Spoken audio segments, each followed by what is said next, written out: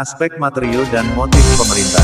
Secara material, penolakan terhadap Perpu Cipta Kerja dikarenakan adanya pasal bermasalah, yang disinyalir akan mendiskriminasi pekerja.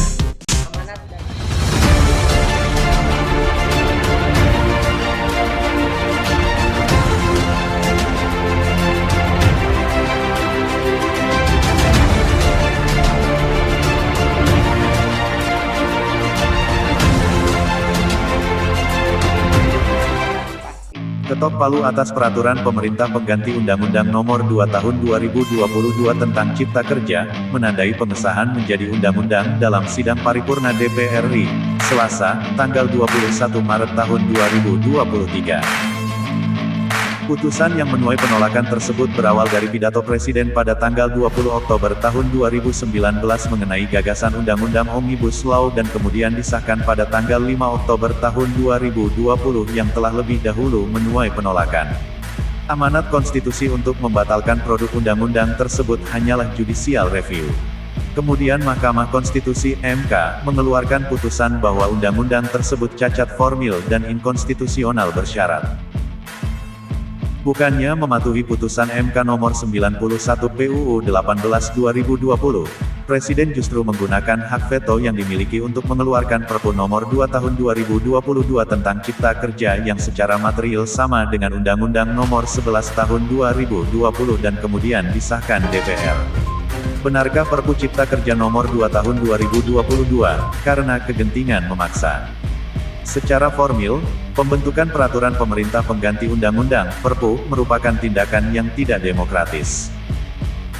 Namun wewenang tersebut tetap diamanatkan kepada Presiden, untuk memenuhi asas formil dari suatu keputusan, ketika tidak memiliki dasar hukum dalam ihwal kegentingan yang memaksa, Pasal 22 UUD 1945. Adapun yang dapat dijadikan alasan dalam mengeluarkan Perpu karena adanya kebutuhan mendesak, untuk menyelesaikan masalah hukum secara cepat, berdasarkan undang-undang. Alasan selanjutnya dikarenakan adanya kekosongan hukum, atau terdapat undang-undang tetapi tak memadai. Artinya partisipasi masyarakat dalam pembentukan undang-undang, hanya dapat dihilangkan ketika dalam situasi mendesak terhadap suatu kebutuhan. Oleh sebab itu, pertanyaan mendasarnya, apakah dikeluarkannya Perpu Cipta Kerja telah memenuhi kategori kegentingan memaksa, yang dimaksud dalam Pasal 22 Undang-Undang Dasar 1945?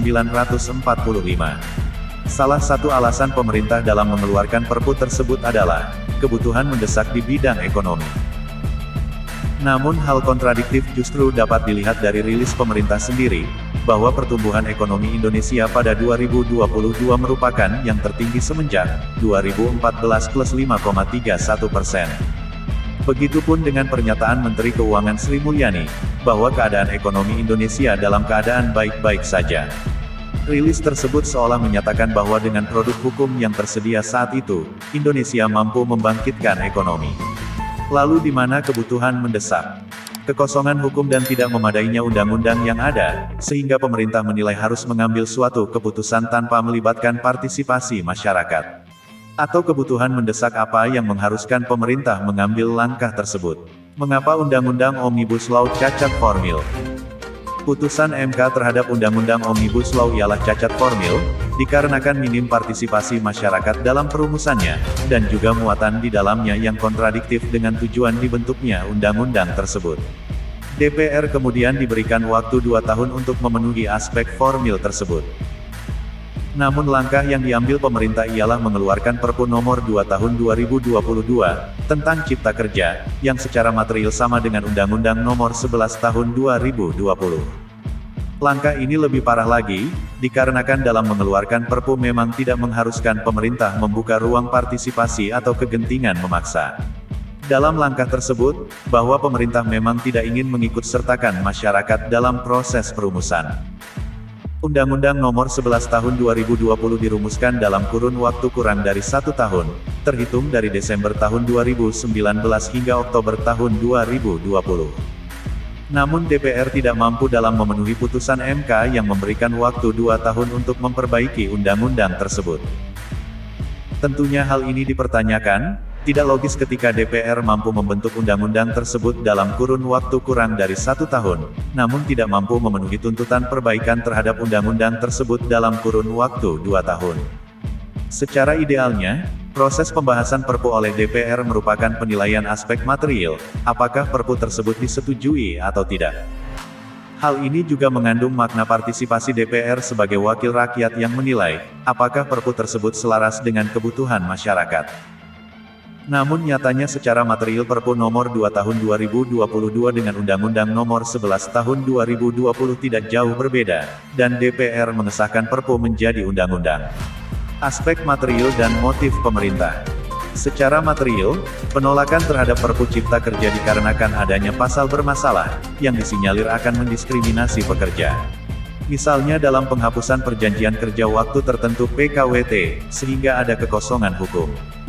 Ketika ada kekosongan hukum PKWT, maka perjanjian akan dikembalikan kepada pemberi kerja dan pekerja, sehingga tidak ada jaminan kesejahteraan bagi pekerja dan juga akan berpotensi munculnya kesewenang-wenangan terhadap pekerja. Masih banyak aspek material lainnya yang bermasalah dalam Perpu tersebut, yang sebelumnya dinyatakan kontradiktif dengan asas pembentukan Undang-Undang nomor 11 tahun 2020 tersebut, dalam putusan MK nomor 91 PU 18 2020, misalnya penghapusan pengaturan PKWT dan penghapusan kebutuhan hidup layak sebagai dasar penetapan upah minimum. Permasalahan dalam aspek material ini justru diabaikan oleh pemerintah. Padahal argumentasi yang dibangun merupakan kekhawatiran terhadap hak pekerja, yang juga menjadi tujuan pembentukan Perpu tersebut. Namun kemudian pemerintah menyatakan pentingnya undang-undang tersebut sebagai upaya meningkatkan pertumbuhan ekonomi melalui cipta kerja. Muatan material sebagaimana contoh yang dijelaskan tadi, tentu akan menguntungkan perusahaan atau para pemberi kerja. Kondisi tersebut akan menghidupkan sektor industri dan menjadikan Indonesia semakin seksi sebagai tujuan investasi, dikarenakan tanggung jawab perusahaan kepada pekerja semakin kecil. Lalu apakah menggadaikan kesejahteraan pekerja merupakan solusi pemerintah untuk meningkatkan lapangan kerja dan pertumbuhan ekonomi? Apa motif pemerintah sehingga terkesan memaksakan produk hukum tersebut?